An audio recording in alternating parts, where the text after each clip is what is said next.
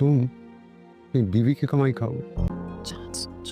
Mummy और अगर कभी बीवी पापा जी मैं अपना कमाता हूँ, कमाई खानी भी पड़ी तो खा लूंगा, गुनाह है। इसे बगैरती कहते हैं। आप इस किस्म की बातें करके मेरी तरफ क्यों देखते हैं? तो ऐसा कुछ नहीं किया। इसे कहते हैं चोर की दाढ़ी में तिनका। प्लीज आज इंटरव्यू के लिए ना जाना, फिर चली जाना, लेकिन मैंने तुमसे रिक्वेस्ट की थी कि एटलीस्ट तुम्हें मेरी इज्जत की कोई परवाह नहीं है। तुम्हें तो आंटी के ऑर्डर की फिक्र थी ना यार। हाँ। है मुझे मम्मी की बात की फिक्र, ठीक वैसे ही जैसे तुम्हें अपनी अम्मी की बात की फिक्र होती है। बाय द वे जॉब मिल गई है मुझे, मंडे से ज्वाइन करनी है। जॉब मिल गई है?